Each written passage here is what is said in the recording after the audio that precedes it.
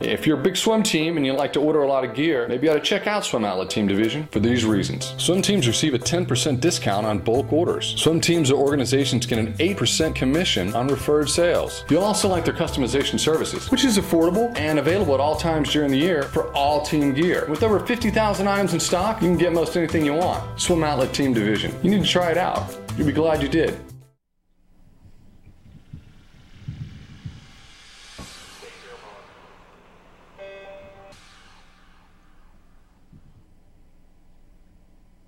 This is the Morning Swim Show for Thursday, May 23rd, 2013. I'm your host, Jeff Cummings. Last weekend, Winn Aung broke the 100-meter freestyle national age group record in the United States in the 10 and under age group with a 1:01:21. One of the happiest people on deck that day after that swim was Winn's coach, Mike Hoppe, who is one of the coaches at the Reading swim team in Northern California. And Coach Hoppe joins us now in the Finis Monitor from Reading. Coach, it's good to see you. How are you today? Very good, thank you. I would imagine the coaches and swimmers are still buzzing about that great fast swim that Winn had. Oh yeah, it's been the talk of the town. And we congratulate swimmers on breaking records a lot, but I think coaches also deserve the credit. So congratulations to you as well. Oh, I appreciate it. It's a team effort. And if I'm not mistaken, this is the first of your swimmers to break a national record, isn't it? Yes, sure is. So what does it feel like to know that you have coached a swimmer to the fastest time ever done by a 10 and under swimmer in the 100 free? Oh, it's very exciting. I would say that most of it is a testament to the Winn's terrific abilities and competitive spirit. And I'd like to think I helped a little bit, but I certainly can't take full credit for that. And on top of them breaking the record, just knowing that it's a record that it stood for 18 years. I mean, that's a long time in this sport. You know, records don't really last that long. And then on top of that, it was a record that was held by NBA star Chris Humphries. Is he aware of the kind of the magnitude of that swim? He's become aware of it since then. Yeah, he was unfamiliar with Chris Humphries until after he broke the record. But Winn went a 1:01 because he likes to race, not because he was necessarily shooting for the national record at that particular meet. It just it was part of the process. So it was kind of like a happy surprise for you guys. Yeah, actually, this was our first long course meet of the season, and he'd been swimming very competitively leading up to this, certainly not quite that competitively. So, yeah, it was a pleasant surprise for all of us. How much time did he drop from his lifetime best in that 100? Oh, goodness. Probably 4 or 5 seconds there. Yeah. Well, that's, little kids, they can drop that as extraordinary amount of time and think nothing of it. So, but that's still a large amount of time to drop, and again, a really great swim. And he just missed the national age group records in the 50 and the 200, correct? Yes, that is correct, yep. And he's going to be turning 11 very soon. So how many chances will he have left to go after those? He's got, we'll have 3 more meets. He'll be able to finish up with our Sierra Nevada Junior Olympics in the middle of July, and then that'll be it for him in terms of long course. Well, obviously, we talk about elite swimmers. The opportunity to swim at your peak doesn't come 3 times in 2 months. You have to basically taper, and then one or 2 meets is it. As a 10-year-old, is he going to always be at that kind of level where he can step up at every meet and be able to do that, or will there be a meet or 2 where he's going to be so tired from training that just getting back and forth down the pool is going to be enough? That's a good question. I think with our age groupers, we really don't taper very much. Because they're not doing a tremendous amount of yards at that early age anyway. We do between maybe 3,800 to 4,200, and we certainly didn't taper for the meet this weekend.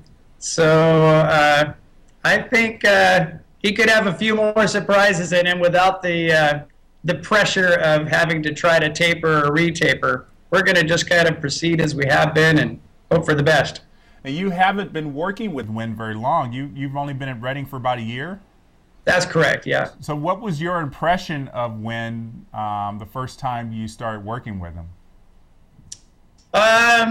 He was clearly a talented young swimmer, and very competitive, a very competitive nature. And it was obvious to everyone involved that he had a lot of potential.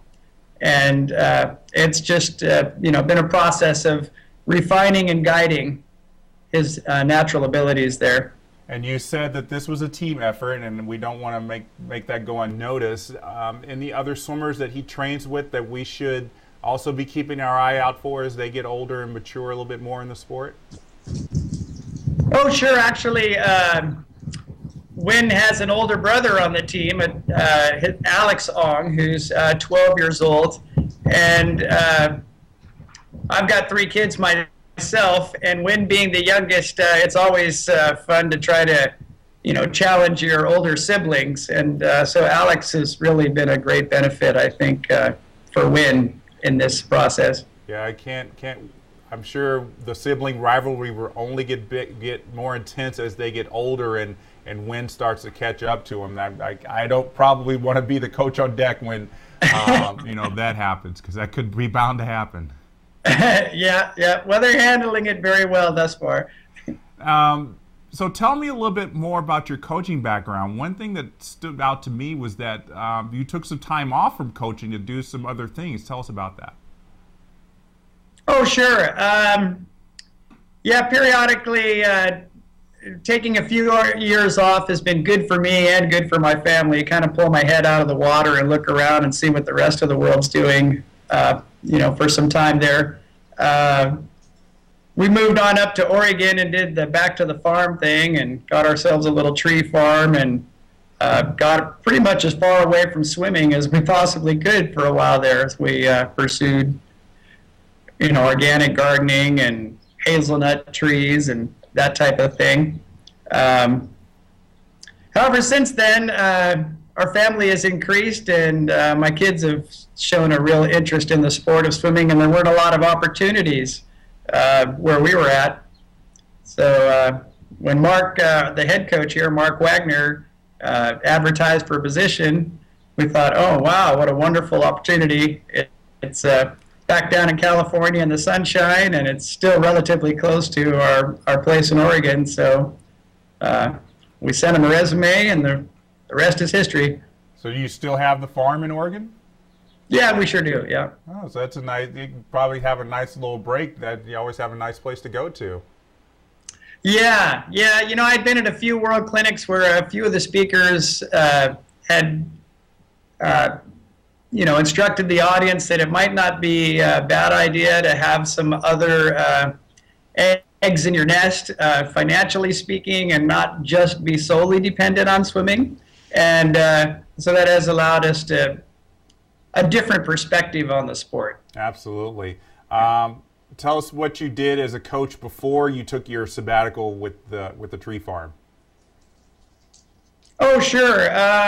I did a lot of my coaching in the Bay Area, in Sonoma and Santa Rosa area when I first got started back in the 80s and mid-90s.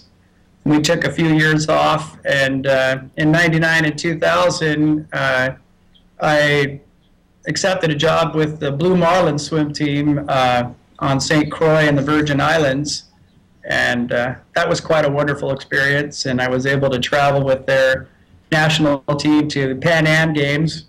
It was it was a wonderful opportunity for me to kind of get that international experience. Absolutely, and that must have been just, where was that meet held in 1999? I can't remember where 99. That was Winnipeg. Okay, so not too far from home, but still just, to be able to walk around on deck with some great coaches, see some of the best swimmers, and kind of just all soak it all in, I would imagine. Oh, very much so. Yeah, it was great. What have you learned over the years as a coach that you're using to apply to your job now at Reading? Oh, that's a good question. I I think the biggest thing is to try to stay grounded and keep a healthy perspective on the sport.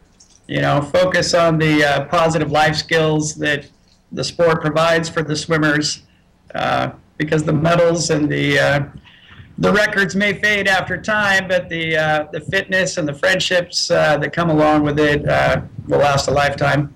I like that perspective, Coach. Well, I'm sure it's going to be a great summer for you, not just for Winn, but the other swimmers on your team at Reading. And we wish you the best of luck, not just this summer, but in the future.